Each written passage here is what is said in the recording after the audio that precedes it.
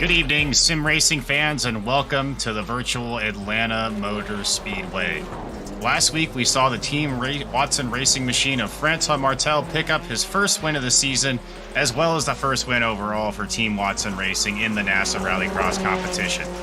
Is this the start of the beginning of the changing of the guard, or will Fiercely Ford hold on to their sim lead in the Constructors Championship? We will answer all of those questions remaining in the final 2 weeks here, and we hope to answer some of these this evening. This is round 9 of the 2022A NASA Rallycross Challenge and the 215th round of overall competition here on the Automotive Sports Network. I'm your studio host, Ian Fisher. I will be bringing you all the way up to our Lights to Flag coverage with the voice of NASA Rallycross, Joshua Mertz, and alongside him, Philip Kraus. Our broadcast this evening is presented by Fisher Disc Golf. Remember to use code RALLY for 15% off at FisherDiscGolf.com and Bolt Jet Charters.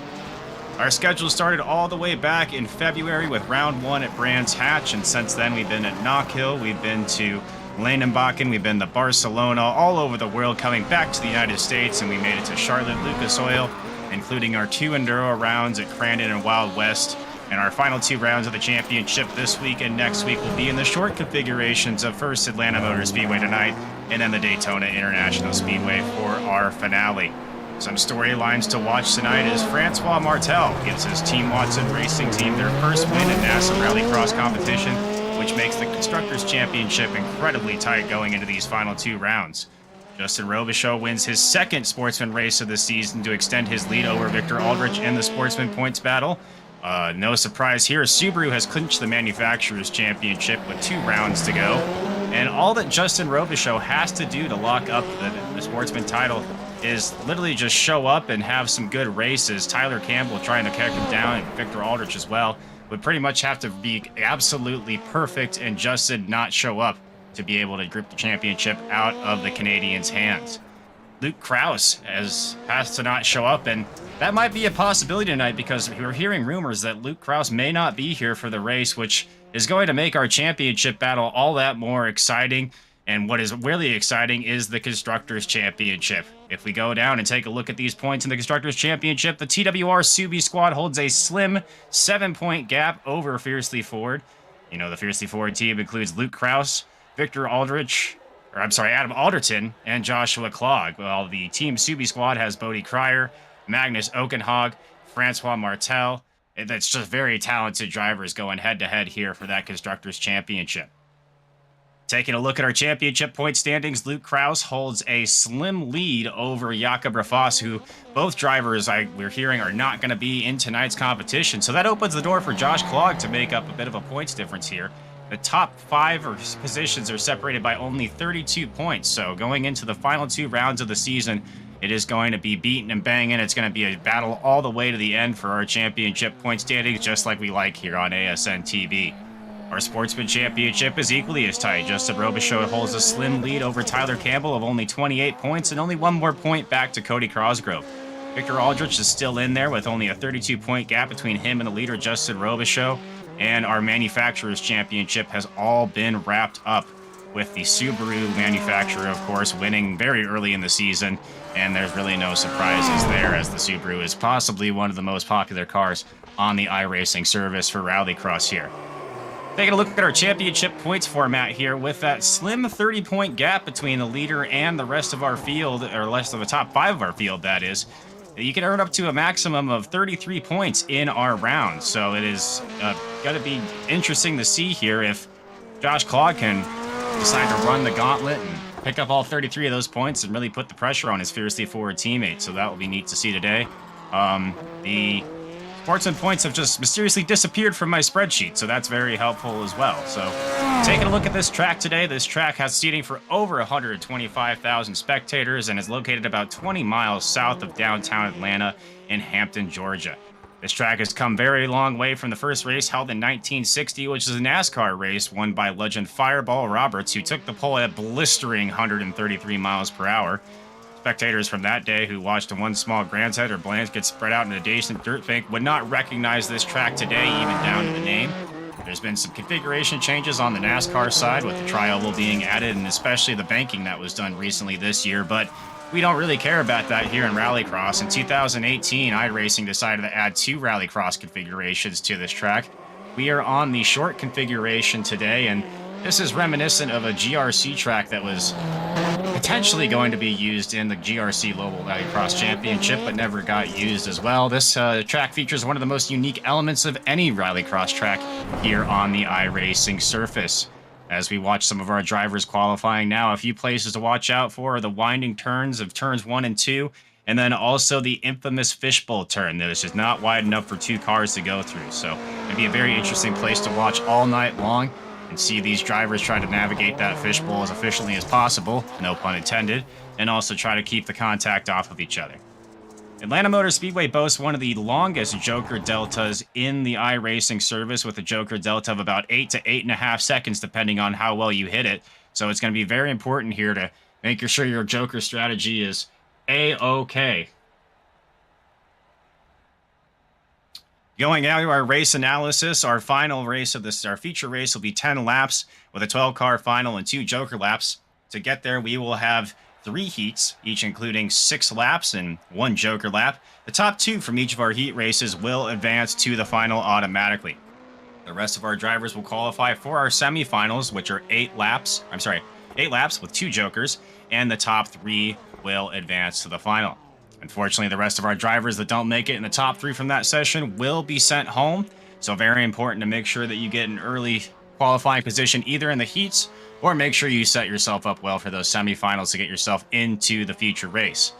Take a look at the track conditions today. There is a blistering 86 degrees Fahrenheit, 30 degrees Celsius of the ambient air temperature, and 105 degrees Fahrenheit or 40 degrees Celsius is our track temperature. So it's going to be a very hot, very slick Atlanta Motor Speedway, as we see Kieran Forrest here on his qualifying run.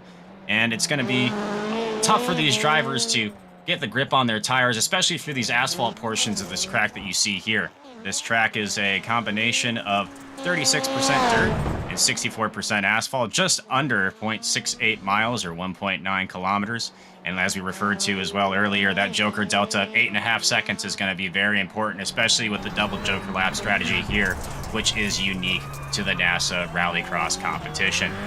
I'm going to bring into the booth now the voice of NASA Rallycross, Joshua Mertz. And Josh, just getting done with qualifying here. It's kind of shaken out already. We see Francois Martel at the top of the leaderboard, and some familiar names up at the top as well. Alexandra Betty was going to have a qualifying ban, I think, for this first heat, but it seems that he has been filed a protest to the protest, if you will. So he will be able to qualify for this round, ends up in second place. And give it over to you, Josh. Take it away.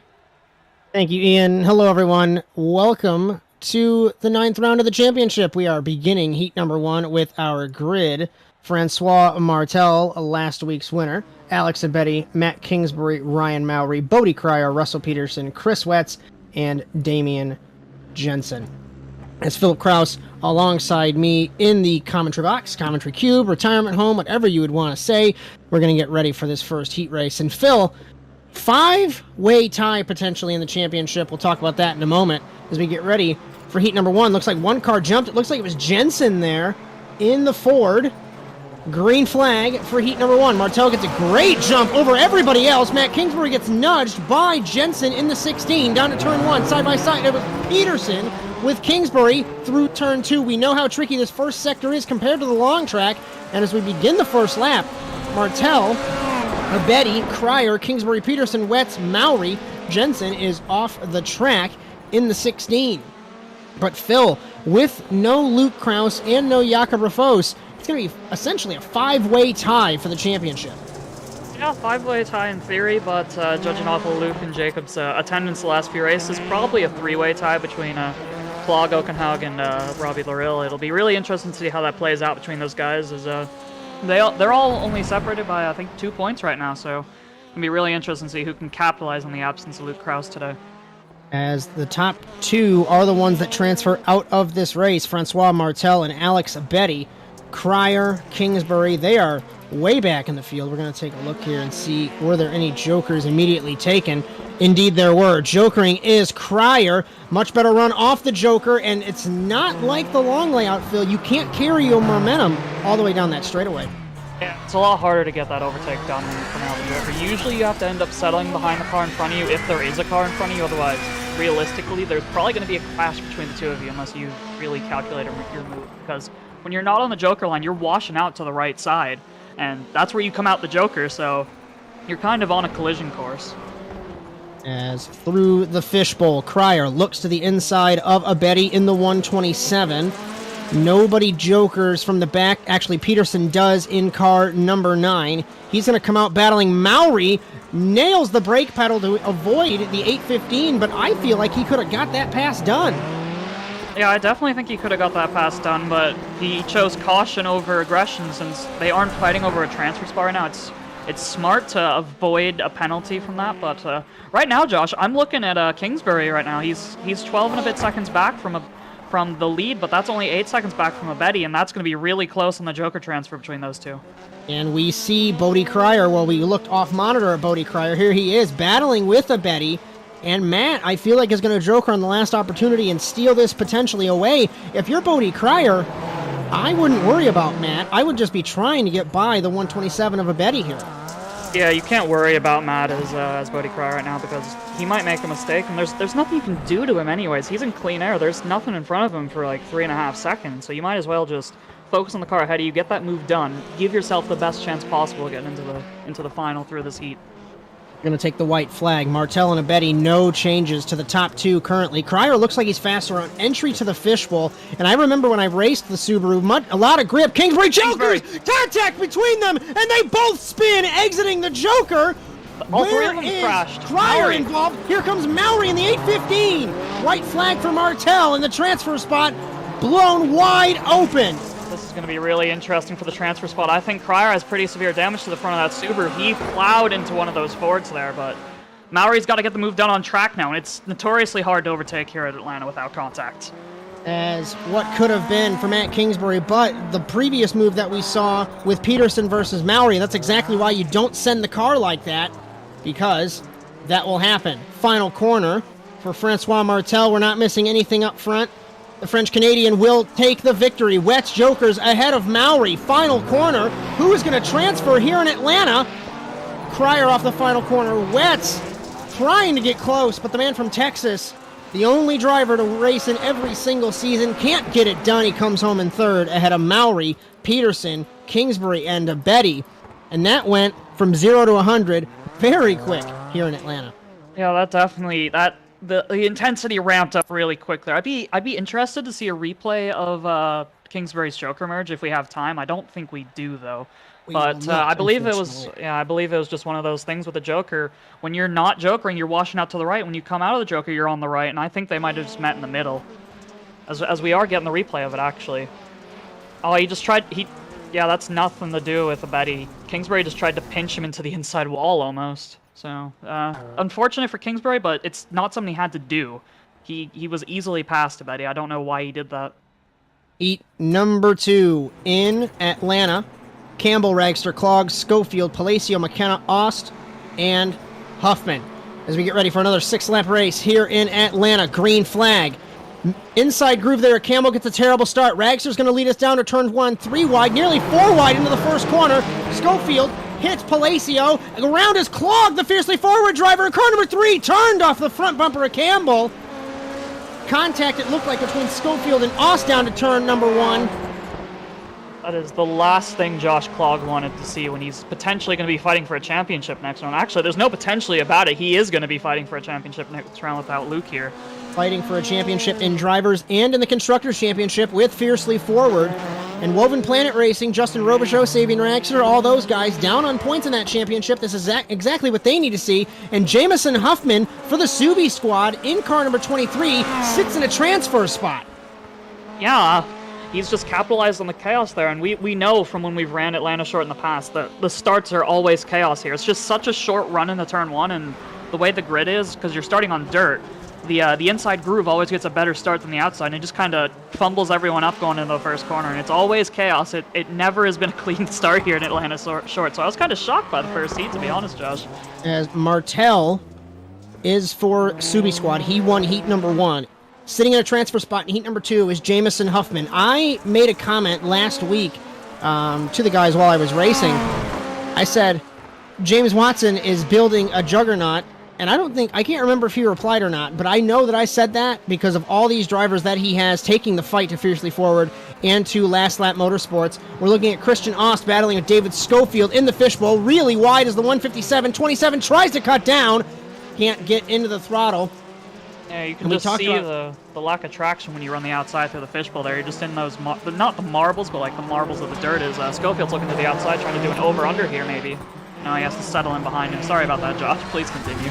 We talked about in the opening of Tyler Campbell having a slim chance at the Sportsman Championship. He is going to be way out of that. Justin Robichaux effectively clinched it with starting in his heat race in just a moment, but we won't make that fully official until the end of the race this evening. We're going to take a look at the Joker rotation. Looks like the top 4 took their Joker. Carson McKenna in the 11 was the first car to not have Jokered. Josh Klog in car number 3 is 11.5 seconds back of the leader, but crucially, he is close to Austin Schofield. This could get a little spicy here for the transfer spot. 2 laps to go for Ragster. Yeah, I believe it's going to be really close between him and Ost for the third place finish, but I'm looking at McKenna right now. I think McKenna's got a good chance at Huffman here, potentially. We'll have to monitor that gap really closely over this penultimate lap. Words are hard. It's okay. Yeah, words are very hard, Josh. Campbell's off the lead lap. We're still looking at Ost v. Schofield. I'm taking a look at McKenna off monitor. McKenna Joker's in the 11. Where will he come out?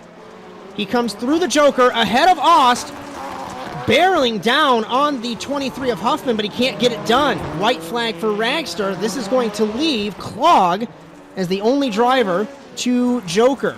Yeah, if we're gonna base Klog's rejoin off of the gap he had to McKenna, he's gonna be right next to Austin Schofield as we go on to this final lap here. It's gonna be never mind, not next to Ost spins in the 157 into Schofield. They park it on the apex. They both get by. Ost is turtled in the 157. Klog's got to push really hard to try and get anything against these guys. Exiting the Joker, comes out behind McKenna in the 11. No transfer spot, but it will put him on pole position potentially. Oh, McKenna covered that perfectly, and he's going to have to settle for 4th place in the second heat. Ragster, Huffman, the 2 that transfer. McKenna, Klog, Palacio, Schofield, Ost, Campbell. That's our running order, our finishing order, I should say, for a second heat race. And just like that, we are in heat number 3 here in Atlanta. That's amazing how quickly things go here in Atlanta. It's just such a short lap, and things really fly by. It feels like we should have only been through a heat and a half, but no, we're on heat 3 already. As Ray Kingsbury, Robbie Larill, Cody Crosgrove, Justin Robichaux, Matt Powers, Kieran Forrest, Marwan Moftop, Victor Aldridge. So it looks like 24 cars here this evening. A little bit smaller than what we are used to, but every time we near the end of the season, some guys decide to drop out for various reasons. That's not an issue for us as we get ready to go green once again here in Atlanta. Kingsbury with that Penguin RC livery on the inside on the pole position. He gets smoked by Robbie Larill in the KES Subaru, 4 wide for second spot. Looks like Powers and Crosgrove down to turn 1. They made contact. Robichaux on the outside of Kingsbury. Kingsbury sneaks past him, and now he's side by side and powers his way past Robbie Larill for the race lead as we begin lap 1. Kingsbury, Larill, Robichaux, then it's Crosgrove, Powers, Forrest, and Aldrich. Look like Marwan Moftah got mugged on the start. He is sitting in the 8th spot. Justin Robichaux in the 93. He jokers following Larill. Not a good idea, I don't think, Phil, as I saw him hesitate there. But he sneaks in. Contact with the 213. He sends it! Robbie has to be real careful here. He's one of those guys we mentioned earlier. He's going to be fighting for the championship since Luke and Jacob are both absent. But Robichaux, I believe, he has nothing to race for, really. He had to start this race, I believe, and he was a Sportsman champion. Yeah, he's just going for the best possible result. I don't blame him. Full send, buddy. With Campbell having to go through the LCQ, or the semifinal, I should say, this is, I mean, like I said, with points, it effectively clinches his championship. But even we've been in that position where Kingsbury's going to cover. Exiting the Joker in the behind Robbie. Outside of Robbie. Loses the spot, undercuts him once again through turns 1 and 2, or the final 2 corners, I should say. Bites it off of the final corner, over the jump, and it's a 3-way run for the lead. Larill over the jump, into Ray, and into the wall goes the 25. That was interesting, to be sure. I think they both were they were a bit sideways off the jump, and they just ended up coming together. But we're going to see a nice Nice replay here, thanks to Victor Vallee. He had a great. Oh, he was pointed. They were pointed towards each other. Yeah. That's happened to us once or twice, so I know exactly the feeling. Yeah, Robbie there. He tries to bounces. pull it left, but he ends up pulling back right, and Kingsbury was pretty much straight after, even though he was pointed at Robbie originally, but I think Robbie overcompensated for his point at Ray off the jump when he pulled left, and he had to pull back right, and that pulled him into Ray. It's just really unfortunate for Ray. I mean, As Robbie's flying over the sausage. Woo! To the lead goes Justin Robichaux, the Sportsman Champion-elect in the 93. So Larill in second. And I was about to comment, that's happened to both of us. You land weird in these cars, and it sends you, and there's no way to control it. Even to the best of them, like Robbie Larill, for example, it still catches people out. Quick update for cars that are off the track. Kingsbury and Cosgrove off the track. Big Dog Forest in the 52 hits the wall. We're looking at Victor Aldrich versus Marwan Moftov as Kieran Forrest returns after a couple weeks off. 2 laps to go for Robichaux in the 93. Yeah, I don't think Robbie is going to be able to put another challenge onto him. That fly over the sleeping policeman sausage curb, whatever you want to call it, the front end of that Subaru looked completely destroyed. And I'm not sure if he didn't get damage from the contact with Kingsbury either, because that was pretty rough. It was kind of netcoaty contact as well, which usually results in damage. But I think this is Robichaux's to lose now. Robichaux and Larill sitting in the top 2 positions. We come to the white flag. I'm going to take a look at the Joker rotation. Looks like everybody has jokered in this race except for Matt Powers. White flag for Robichaux. We look at Forrest versus Moftov. I give a special shout out to 2020 champion Matt Hartley in our YouTube chat. So the old man found his way to the YouTube chat, has not found his way back to the racetrack yet. Yeah, we're missing you, Matt. Maybe come and join us for the final race of the season. He won the final race of the season last season, or it was the penultimate race. Either way, still has talent there in car number 48. Another guy who has talent is our Sportsman Champion. Off of the final corner, what a crazy season it has been, but Justin Robichaux is our champion in 2022A for the Sportsman Cup. What a run he has had all season. Larill transfers after a crazy race. Forrest, Moftov, Powers. That is our remaining running order as we look at Powers, Aldrich, Cosgrove, and Kingsbury. As you were saying, Josh, just an amazing run for Justin this season. Like, from last season, he's grown so much as a driver, and it's really nice to see him succeed in the sportsman class and get that championship this season. Because I know the amount of effort he's put in. It's second to none. So, really proud for him. We will hopefully have Ian Fisher have an interview with him during the warm-up show. But we take a look at semifinal A. Wetz, Forrest, Clogg, Peterson, Powers, Schofield, Abedi, Cosgrove, Campbell. 9 cars, 8 laps, 2 jokers. And I'm excited, terrified, but very excited. Getting ready for this semi-final race. Turn 1, Calamity. My hard hat's in my work truck. I'll have to go get it before the feature. Green flag. Wetz gets a better jump than everybody else on the inside line. Going down to turn 1. 1 car sideways. It's Schofield into, it looks like Cosgrove. Abedi. Wetz is around the 71. Off the road and off of the track. Clogg in the 3 will go from 3rd to 1st as we begin the first lap.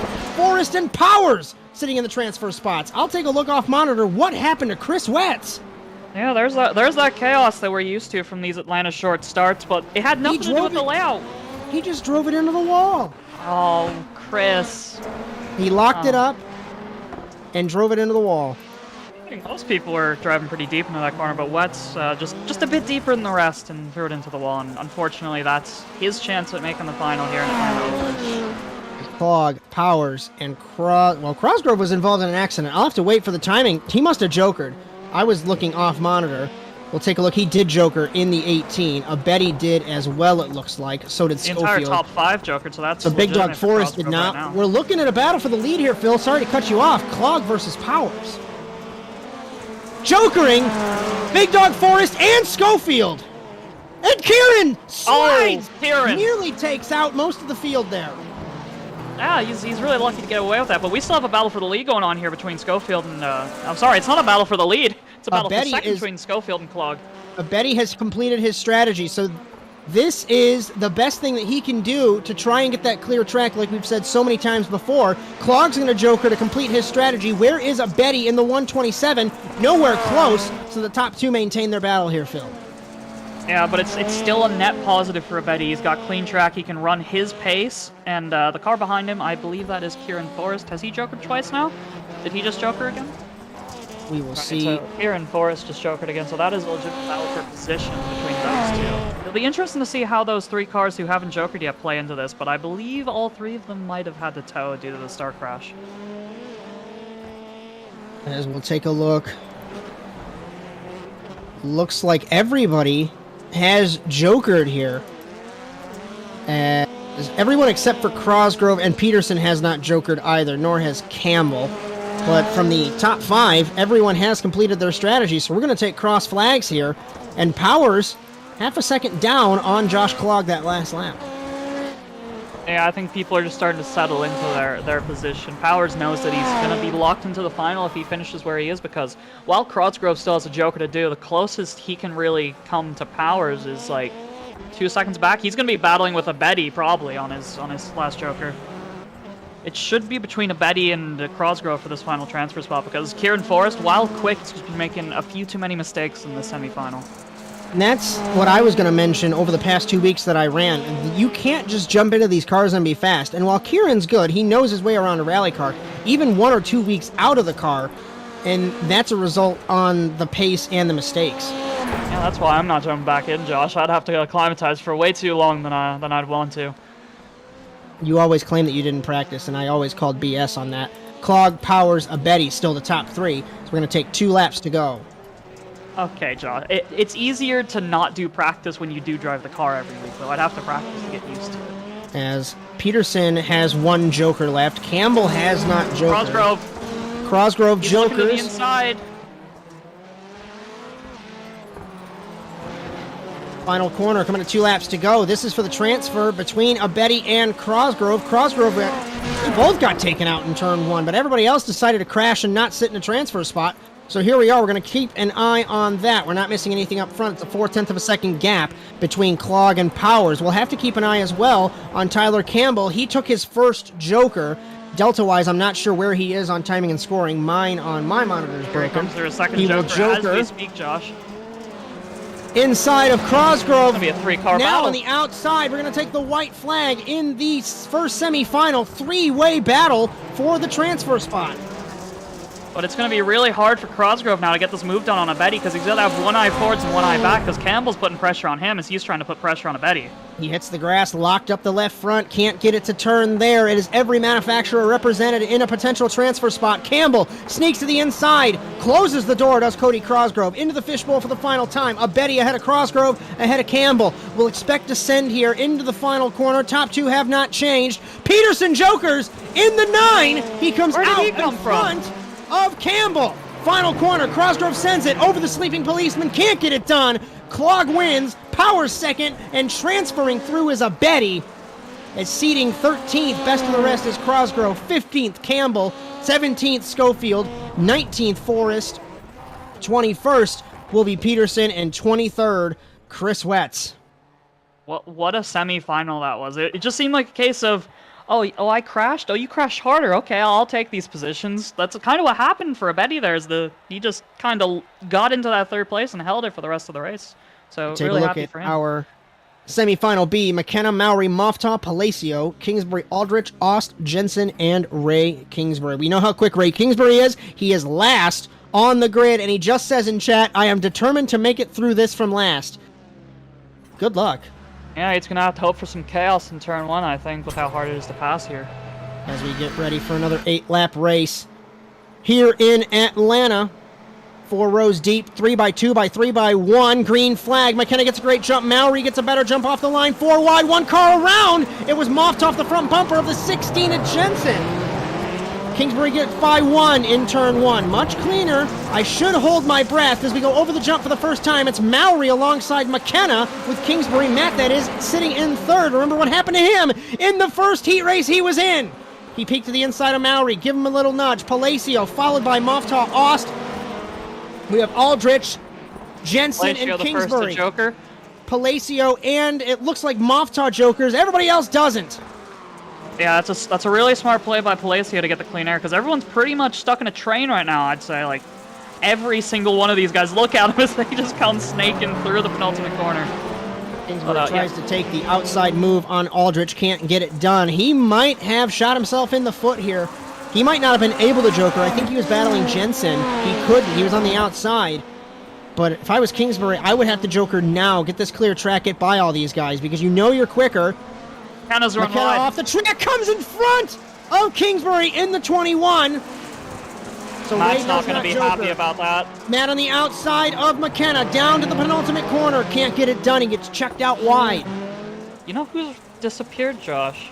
Palacio. I think he took his second joker that lap. And he's got an 8.5-second lead over Mallory. It's exactly what you want to do. You want to get this lead. Think of it as St. Eustache, but in reverse. If you remember the old days, you joker, then you have the clear track. Not to worry about. Mallory took his second joker there. It's going to be close between him and Palacio, I believe. Mallory exits to the race lead in the 8:15. Palacio McKenna. Ray has not jokered yet in the 25. We'll keep an eye on that. But Ryan Mallory, Kingsbury to the inside of Aust. Joker, or in the fishbowl, I should say. Contact nudging. He gets checked, but he lets off the gas to sneak to the inside. Over under once again on Aust. Side by side in the final corner. Will he get it done? We know Kingsbury's really nice. Will he check him out wide? No, he won't. I gotta say, Josh, just real quick, I'm really perplexed by Ray Kingsbury's strategy here. It seems like he wants to race his way past everyone when he should have probably just jokered on lap 1 and gotten that clean track.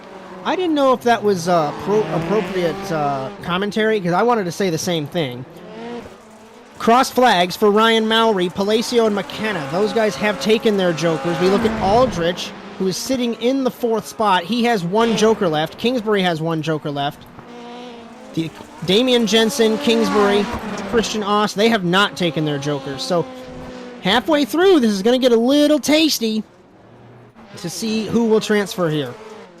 Yeah, definitely going to get a little bit tasty. It'll be really interesting to see what happens with Matt Kingsbury and his joker, but last time I said that he did crash on the joker merge, so maybe I should keep my mouth shut about being interested in Matt Kingsbury's joker.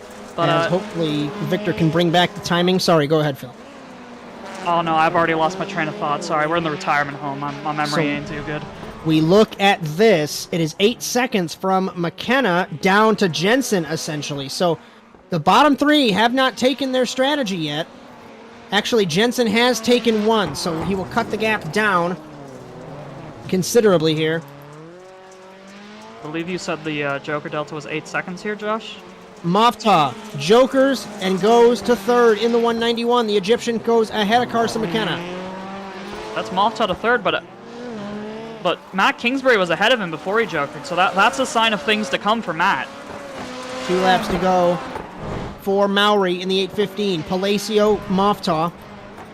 The first car not to complete his strategy is Kingsbury in the 21. So we'll have to keep a look on the Shift Esports driver to see what will happen. Jokering is Kingsbury. Comes out as Palacio is battling with Mofta. He doesn't have to worry about those guys. He just has to set his sights on Ryan Mallory. I did not expect him to be that far ahead of Mofta, because last time I saw those two, they were separated by less than half of a second. He must have had an amazing lap. White flag for Mallory. Kingsbury and Mofta sit in the transfer spots.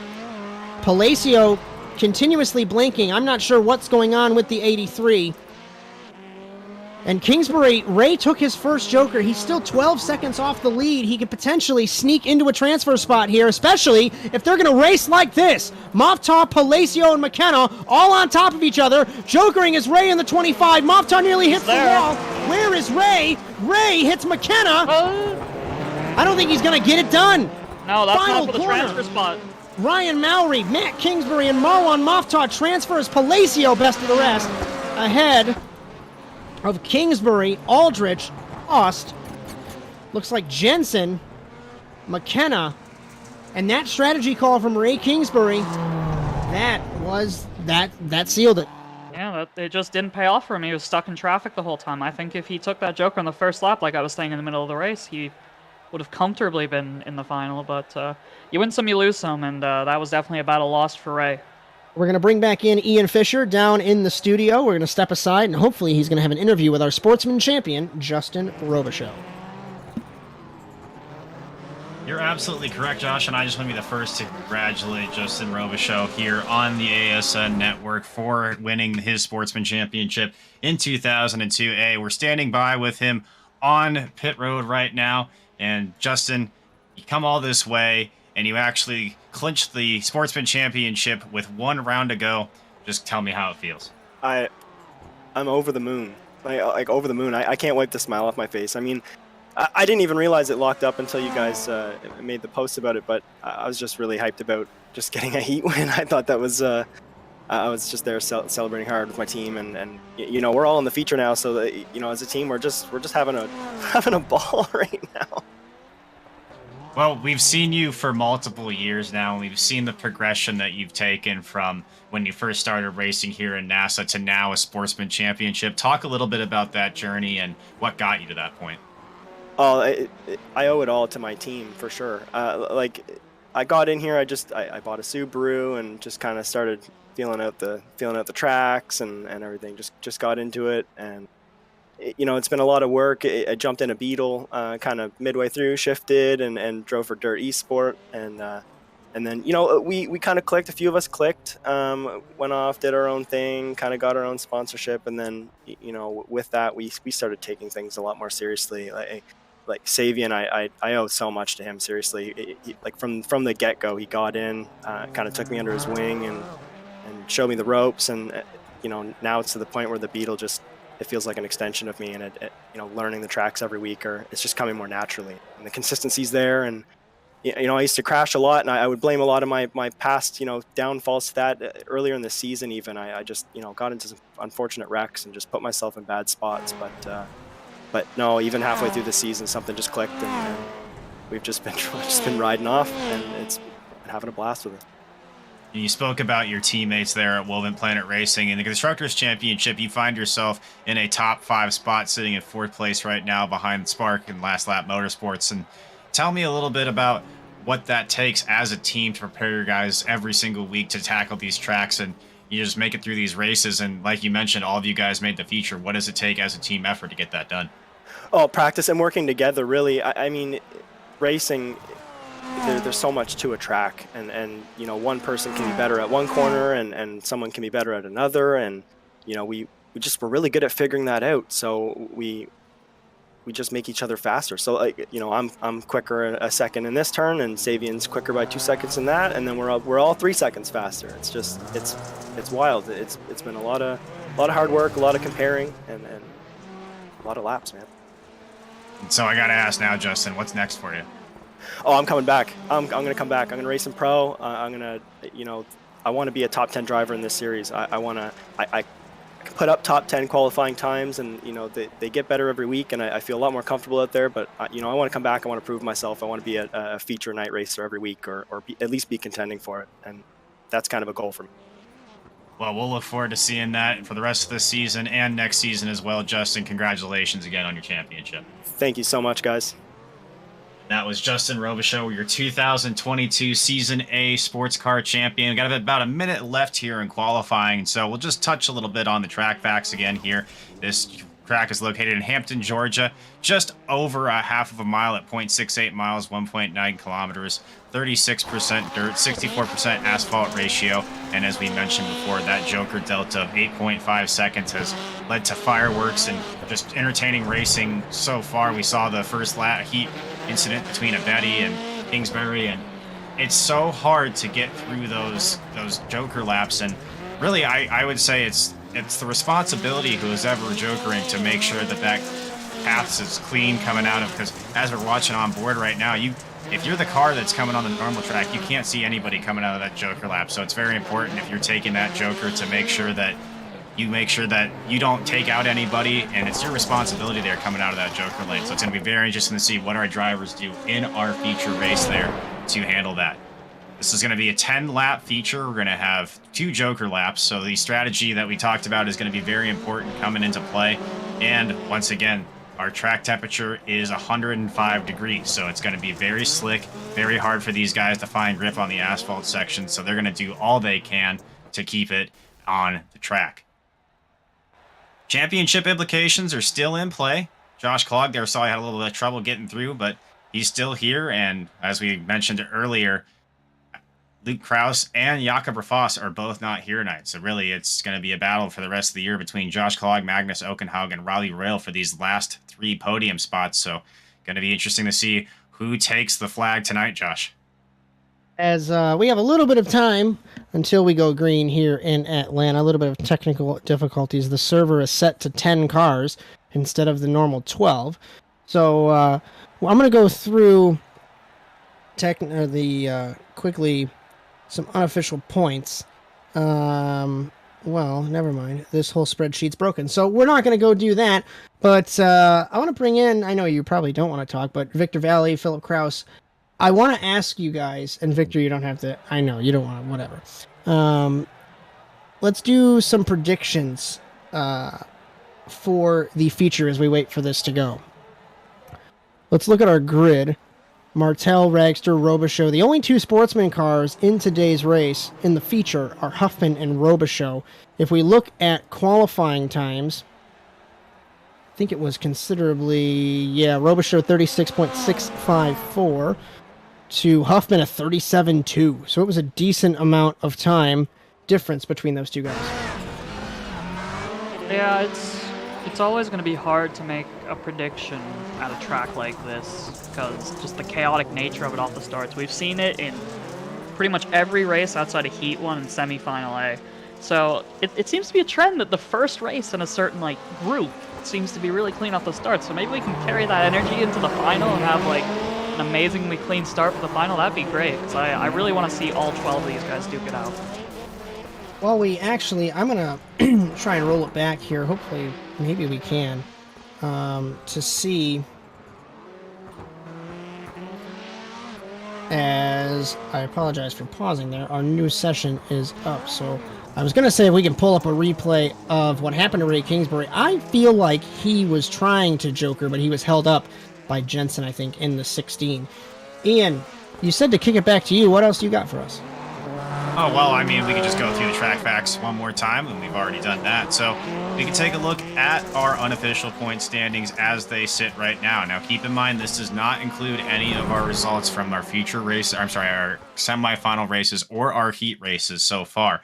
Luke Kraus, fiercely forward with 178 points, holds a 30-point lead over Jakob Rafos of Jim Beaver Esports. Now, both of these drivers have not been here for this round, so that opens the door for Josh Klog, the fiercely forward teammate of Luke Kraus, who's only 30 points back. You can earn a maximum of 33 points in our races, and so far, Josh Klog has had a rough night tonight, so he's not going to be able to grab all those 33 points back, but definitely able to put a sizable chunk into the lead of Luke Kraus, so that's very important to pay attention to. Magnus Okenhaug, the Team Watson Racing Subaru squad, he is 31 points back right now. So it's very interesting to watch this feature race as well as our next race in the Daytona short configuration, what Magnus Okenhaug will be able to do. Now, we spoke about these 2 drivers at length today, but Robbie the Rill in the KES Industries Subaru is 32 points back. And like we mentioned earlier, the top 5 drivers are all within 32 points of our leader, and the maximum points you can gain in a race, of course, is 33. So we're going to be watching this battle through the next 2 weeks very, very closely. This is one of the tightest championship battles that we've had here on the NASA Rallycross circuit. So we're very excited here on the Automotive Sports Network to watch the rest of this season unfold. And I want to give a quick shout out to some people that we have in chat here, some of our loyal viewers. We got Trevor Teal in there, Matt Hartley, a winner from last season as well. Ben Forrester, Franz Zappa, and Forge Dreams Media. So shout out to all those guys watching out on YouTube. We really appreciate it. If you want to watch our broadcast live, we broadcast on ASN TV for every single race. Our next race will actually be this Thursday, which is going to be our Sports Car Championship. That's going to be on ASN as well, and that's going to be coming up at 8:45 p.m. Eastern is our green flag. So tune in this Thursday, 8:45 p.m. Eastern. It'll be round 7 from the Chicago Street Circuit. So that's going to be a very interesting race to watch, a very tight and technical track for our sports car drivers. And I'm hearing a little bit of a rumor that ASN might be bringing in an in-race reporter for that race as well. So that'll be exciting to check out with a little bit different perspective on our sports car races. That call, of course, is going to be the voice of sports car, Chad Irvine, and then also in the booth, Matt Kingsbury, who is racing with us tonight. So going to be a fun race to watch from the Chicago street circuit. I'm excited to be there. It's going to be a treat for all of our drivers, and really just a challenging, technical, tight track to race on. So it's going to be possibly a shakeup with the championship battle there as well, as we see our drivers now back on track, taking the warm-up, getting ready for our feature race. It's going to be 10 laps, 2 Joker laps, and we've watched that Joker strategy all night long be a source of calamity, and we'll continue watching that as we go through the rest of this race tonight. Now, it's going to be very interesting to watch as well, this Constructors Championship between the Fiercely Forward squad and also the TWR Subi squad. The TWR Subi squad has a slim 7-point advantage over Fiercely Forward. The next team after that is going to be the Spark Last Lap Motorsports team. They're 111 points back, so really mathematically eliminated from that championship. So it's just a tight battle for first and second here with our Constructors Championship. Again, Subaru has already locked up the Manufacturer Championship with a 119-point gap right now on the Volkswagen cars. And we spoke to one of the Volkswagen drivers earlier, and Justin Robichaux, again, our 2022 Season A Championship winner. So congratulations to him in our Sportsman class. Really good things to see from Justin. We'll be excited to see what he can do going forward in his career as well. So I think we're about ready to get back to the action. Joshua Mertz, I'll kick it back to you, the voice of NASA Rallycross, and take it away, my friend. Thank you, Ian. As we get ready to go green here in Atlanta, crucial fact that I didn't want to interrupt you. No Magnus tonight. I can't believe I couldn't figure that one out through numerous heat races. Loril misses the feature. So, actually, Loril's in here, Josh. He is. My points is messed up. Thank you, Google. I blame myself. I was going to say he missed the feature, but clearly he's in it. But no Okenhaug, no Raffos, no Kraus.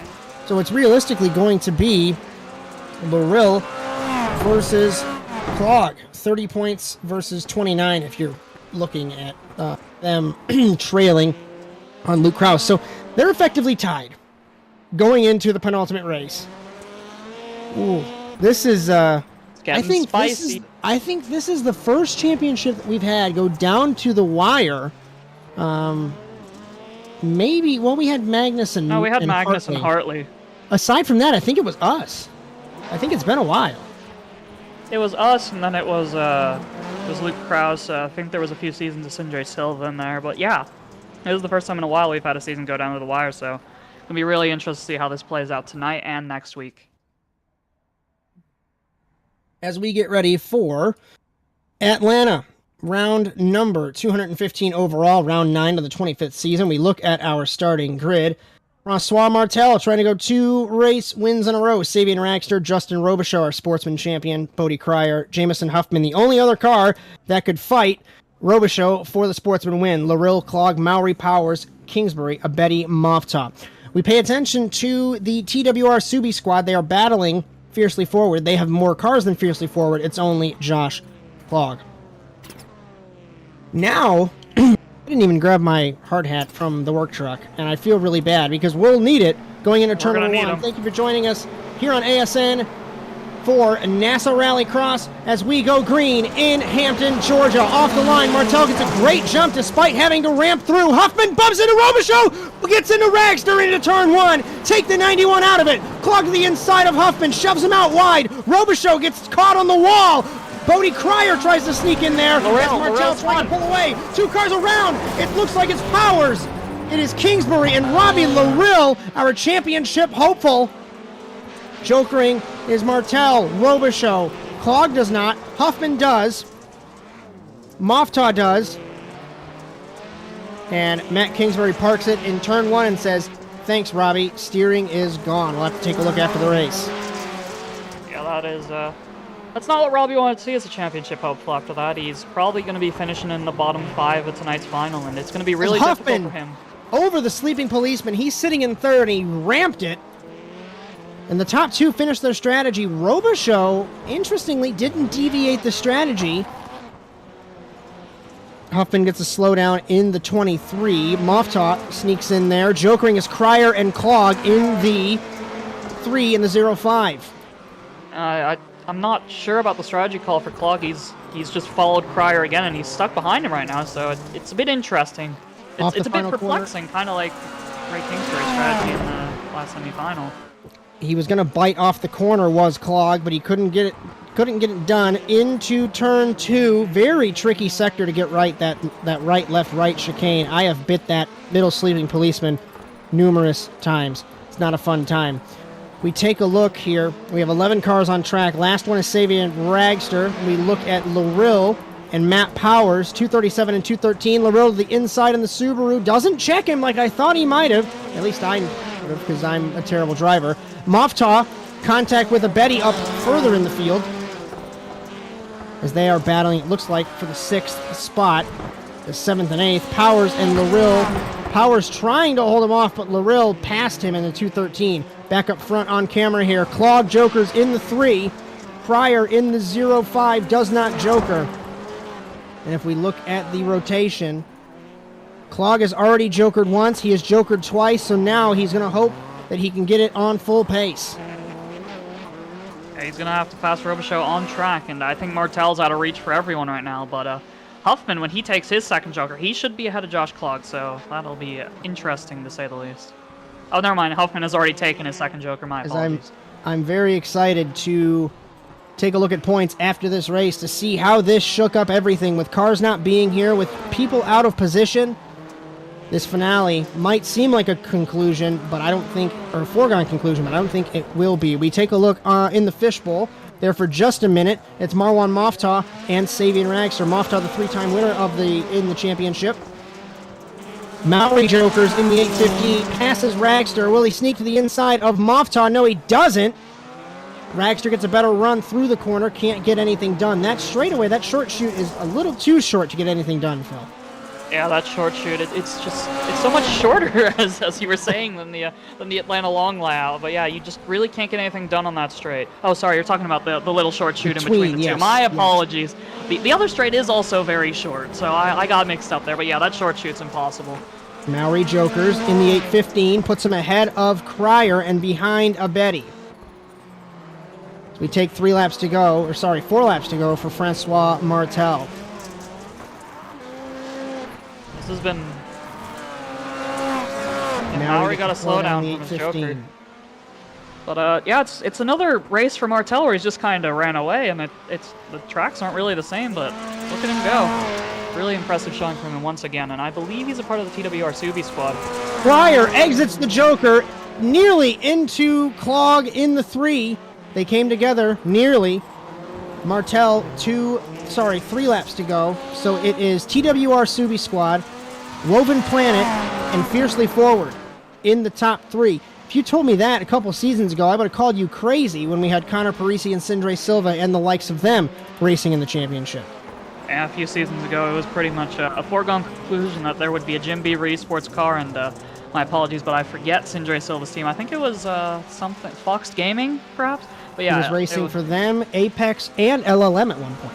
Yeah, it was always those two, and then there was just that lucky third person, which ended up being me, more than I'd like to admit, on the... 2 laps to go for Francois Martel, trying to get his second career victory and his second consecutive victory in the NASA Rallycross Challenge. It hasn't been done in quite some time, if I look. I'm a liar. Raffos did it in the first 2 rounds of the championship. But the first 2 wins of the championship, Bo Albert was the last one to get that done the first 2 rounds of 2021A. So it's been a couple seasons. As Clog still holding off Cryer. Martel will take the white flag in the number 12 for TWR Subi squad. And if they can maintain this first and this 4th place for Cryer, they're going to have a healthy margin for Fiercely Forward.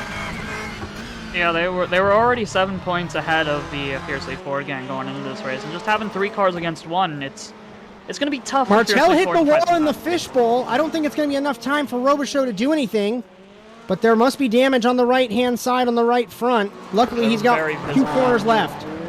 Final corner, Francois Martel won last week in Wild West. He's going to back it up again, winning in Atlanta and lengthening the points lead to TWR. as our Sportsman champion appropriately on the overall podium, and Josh Clogg picks up the pieces for Fiercely Forward in the 3rd spot. Cryer comes home 4th, Huffman 5th, Mofftaw sneaks from 8th up to 6th, and it was side by side at the line for 7th between Ragster and a Betty. Ragster's going home already. He's happy with that finish. Never mind, he's coming back. Ragster, Abedi, Mowry, Powers, Larill, and Kingsbury. Matt Kingsbury, who was taken out in turn 1. As I'll pull up the remaining results, and we'll bring back Ian Fisher to close us out here in Atlanta. Crosgrove 13th, 14th Palacio, 15th Campbell, 16th Ray Kingsbury, 17th David Schofield, 18th Victor Aldrich, 19th Kieran Big Dog Forrest, 20th Christian Ost, 21st Russell Peterson, 22nd Damian Jensen, 23rd Chris Wetz, and 24th, appropriately the last car to score a point, is Carson McKenna in card number 11. We had a wonderful race this evening. We're not quite done. We're going to pass it back to Ian Fisher for our post-race show here on the Automotive Sports Network. And what an exciting race it was, Josh. I appreciate it. Congratulations to our winner, Francois Martel. He takes home his 2nd race in a row, so that's fantastic for him and the rest of Team Watson Racing. Justin Robichaux appropriately wins the championship and then ends up on the podium as well. So congratulations to him as well. And Josh Clogg finishes out your podium, the number 3 in the 3rd spot. So we think that's appropriate. That's going to be really big for his championship hunt going forward. We're going to step in now on pit road with Francois Martel. And Francois, back-to-back wins here for Team Watson Racing. The first 2 wins for Team Watson Racing in NASA Rallycross. How does it feel? Absolutely amazing. I never had that much fun in iRacing, so thank you for making the league. I'm having a blast. Yeah, and we thank you for coming to race, and love having everybody out here racing, all the Team Watson guys, all these guys that help us put the show together. It's just important to have the drivers as it is for administrative staff as well. But I got to ask, Francois, what was your Joker strategy once you got out in front of the rest of the cars? Were you trying to hold on to it as long as you can? Were you just kind of trying to play it by ear? What was your strategy there? The strategy as Atlanta is really clear. You have to Joker first, and then take your second Joker after, because otherwise you can always come up behind traffic. So even if you're in 2nd place, you have to follow the leader. You have no choice, and that's what Justin, I'm not quite sure, did, and that was the right strategy on his part too. And so I know you didn't really have to see much of them being out front for a majority, if not all of this race, but what was it like having some new names out in the feature there, some drivers that we don't normally see in the feature mix it up with you there? Was that a little bit interesting, or were you just worried about your race? I was super worried at the beginning against Robbie, but Justin drove superbly. Even in practice before the race, he had like an amazing practice. I was following him. He was super consistent. So for me, he's the star of the night. Well, you may be the star of the night for you, but to us, you are the star of the night. Congratulations on your 2nd win, and it's just as many races. Anybody you want to shout out, Francois, helps you get it done? Basically, Team Watson. Thank you for the setups. Thank you for accepting me in the team, and thank you to Marcos Palacio for showing me the league. And thank you, Francois. Thanks for coming and speaking to us here on ASN TV. All right, goodbye. And what a race from Francois, able to go back to back and win both races here in the last 2 weeks of NASA competition. That's something really impressive. But what's also really impressive is Justin Robichaux finishing P2 and really setting a statement with the Sportsman win in the championship, and then also P2 tonight. Justin, I know I've asked you this before, but how does this feel? Oh man, like my face hurts so much right now. I'm blown away. I'm blown away. I practiced so much on this track in these last couple days, and even this morning when I hopped in and got a few tips from Sabian and pounded out a half-second fast lap, a faster lap than I had been doing, and everything just kind of felt good. And then I knew same thing with this track, that the track changes so much, the dirt gets so worn in, and I was unlucky. I got into a late heat, and the track was really dug in, but same thing. I just put so many laps that it just felt so good out there, and I mentioned it earlier, but the car really is, these last few weeks, it's just really feeling like an extension. I'm feeling the weight and shifting everything like you really need to with these cars because they're so powerful in these short tracks and people don't give these enough credit. They're really hard to drive and it's just so rewarding. Put in all the work and really see it come out. Well, and you talked about that turn one being hairy for you. It was hairy for you, I believe, in one of the heat races as well. I think we saw you got taken out early. What's it like getting yourself in the mindset for that start and just knowing you got to get to that turn one without any incident? Oh, it's always the same for me.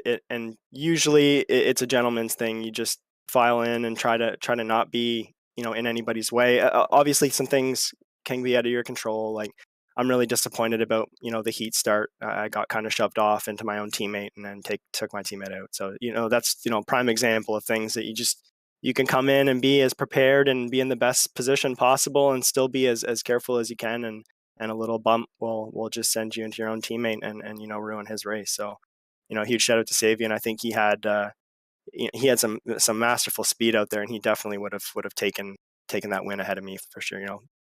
The P2. So, props to him. But it is what it is. You just try to get in there as clean as possible and try not to do anything too unpredictable. And yeah, it pays out for the most part for me. I try to stay away from that stuff. I tend to, but.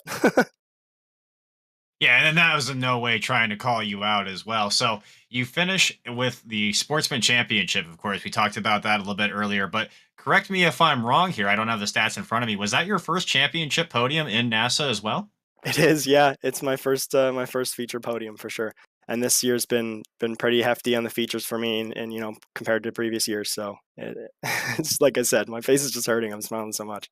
It is definitely going to be a party night tonight. Who are you going to be partying with, Justin? Who helps you to get it done out on the track? Oh, my family, my wife, she watches. My dad, my family, my aunts. I got a lot of people that just tune in. We got everybody at Woven Planet. They usually do a Google Watch party, so they're probably watching right now. Hey guys, so no, it's really sick. Just everybody supporting us, and it gives us something to drive for every week, and yeah, it's just been a lot of fun. Really focused and driven season, and we just it's coming to fruition, man. I'm so excited to see where Woven Planet takes us, and just continue the partnership and keep going. Maybe we'll see a Toyota in the service soon. That would be interesting to see. I always say that with a few more cars on the Rallycross circuit would definitely make things a little bit more interesting. Well, Justin, congratulations on not only your P2 finish, but your Sportsman Championship. Go and celebrate with your team, buddy. Thank you so much, and huge shout out to Francois Martel. I heard all the nice things he had to say about me earlier, and it's great, man. You're unbelievable. Your pace these last 2 weeks has been great. So thanks, guys. Have a great night. Yeah, you too, Justin. We appreciate it. And now we're going to bring in our third place finisher, number 3, the Intimidator, if you will, Josh Clog. And Josh, I know you were getting to this race a little bit late today, so you had to kind of fight your way from the back of the pack and deal with some adversity. What does it feel like, dealing with all that adversity and ended up in a P3 spot? Lucky as can be, absolutely. Haven't done laps here in a little while, and I got, maybe the 5-10 minutes warm up before the race. So I feel really happy with pace and results today. And a good result for you it was. Now, I don't know if you really pay attention to it, but all night in the booth, you've been talking about the points gap in the championship point standings. Is that something that you pay attention to and knew that tonight would be your night to make a move on the rest of these championship competitors? Last week, in the interview waiting thing, Robbie and I were talking about it. How it's super close between a couple of people right at the top, and if I don't think Luke is going to be able to make it again next week, and if Jakobsen's cool, then yeah, we figured it would be really tight. So it was definitely at least in the back of my mind. And I asked this question to Francois earlier because he was out in front for a majority of this race, but you were stuck a little bit back in the pack. So, what is your Joker strategy going into this race when you know you're going to be a little bit in the pack as well? Do you use it to try to get out in front as early as you can, or do you use it to try to snipe that position right at the end of the race? Whichever gives me more track, like clean track. I just try and play reactive to the guys in front or behind if they're in the delta. I got 2 laps. I got it wrong with Bodie though. I would have liked to have gone when he didn't, and got it wrong twice. So that helped me up a little bit. But yeah, it was basically just try and get through the start, and then play it by ear as far as when to take the jokers whenever anybody else didn't. Well, we'll be excited to see you going into Daytona for our finale race of the season and what you can do there. Is there anybody that you want to give a shout out, Josh, that helps you make your car so fast night in and night out? Absolutely, fiercely Ford crew as always. Much appreciated. Always good to practice, and of course setups that we both enjoy. So we'll see if Luke's out here next week or not, and go from there. Well, we really appreciate it, Josh. Congratulations again on your P3 finish. Thank you, guys. Have a good night. And from one Josh to another Josh, I'll ask you, Joshua Mertz. You said it earlier in the broadcast. You are so excited to see how the points shake out after this round. And going into our finale at Daytona, it is just going to be a treat, not only for our drivers, but everybody watching on the Automotive Sports Network. That will be next week at Daytona. And really, I think it's between Larill having a little bit of trouble today, Okenhow not being here, and then Josh having that P3 finish. I think it's going to be a dramatic battle right to the finish, and that's what I'm looking forward to. Josh, what about you? As I'm looking here, and it's a 9-point swing from Clog to Larill. So let's play some games here. Let's say Clog wins his heat race and wins the feature race. That's 33 points. Robbie can't finish behind Josh. That's obvious enough. I mean, nine points is a decent amount. I mean, a win is 30, fourth is 21.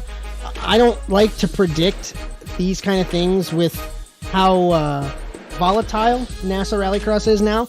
Back in my day, when it was me and Phil racing with 5 or 6 cars, you could kind of figure out where you have to finish. But we saw with Larill on the start, we thought it was clean, crashed in turn 1.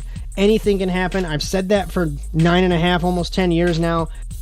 I mean, all I know is it's a 9-point gap in the Drivers' Championship, and it's officially a 42-point gap in the Sportsman Cup. Constructors, manufacturers, I still haven't calculated yet. But Francois Martel, right at the right time, getting the momentum, closing out this season. I'm excited to see what the French-Canadian does next season, if he can continue this momentum, Phil. Definitely be very interesting to see what Francois Martel can bring to the table next season in a full season of NASA Rallycross competition, because he's shown he has pace on the horse tracks, on the off-road tracks like Wild West. Did he race at Crandon? I believe so, and he got a podium at Crandon as well. So he's really proven his pace on multiple different types of tracks in the NASA Rallycross Challenge. So really excited to see what he can do next season, and maybe even he can bring the fight to Luke Kraus, depending on what's going on with Luke Kraus and that whole next season. But yeah, really interested to see how a lot of people carry over into the next season. Justin Robichaud as well, our Sportsman Champion. Really interested to see what he can bring next season, because I believe he'll be just a regular driver. He won't be eligible for the Sportsman Cup anymore, will he? Now that he's won it. Correct. Yeah, that'll be really interesting with Robichaud. He's starting to come into his own with that podium today, and he's just been getting better and better as this season's gone on. So really excited to see how that all plays out. But well, it's nice to think what's going to happen next season. We still got to think about this season. It's going to be really exciting to see what happens just between Kraus, Clog, and Larill next time out at at Daytona Short, because those 3 cars, anyone can win it, and if Kraus shows up, he will end up being favorite, but if he doesn't, 9 points between Clog and Larill. That's going to be really interesting to see. A couple programming notes here on the Automotive Sports Network. Thursday, the Penguin RC Simulations NASA Sports Car Challenge will be back in action in Chicago, Illinois, and it's really weird saying that. I've driven those roads in my real car. They're just as bumpy as they are. It's terrible. Chicago doesn't take care of the potholes. But anyways, we're going to be racing in Chicago for the Sports Car Challenge. You'll have Chad Irvine and Matt Kingsbury in the commentary cube for that one. I'll try not to sink in one of the Chicago potholes that's essentially Lake Michigan. And then next week, we close out both the NASA Rallycross Challenge presented by Fisher Disc Golf and Bolt Jet Charters, along with the Penguin RC Simulations NASA Sports Car Challenge. Monday evening for Rallycross and Thursday evening for sports cars. For my colleague Philip Kraus, Victor Vallee in the production truck, and our host Ian Fisher in the studio / on the track / wherever he is, I am Josh Mertz. On behalf of the Automotive Sports Network, we thank you for tuning in to NASA Rallycross, once again presented by Fisher Disc Golf and Bolt Jet Charters. We hope to see you in 1 week at the Daytona International Speedway to close out season 25, or for sports cars over the next 2 broadcasts. But until then, so long, everyone.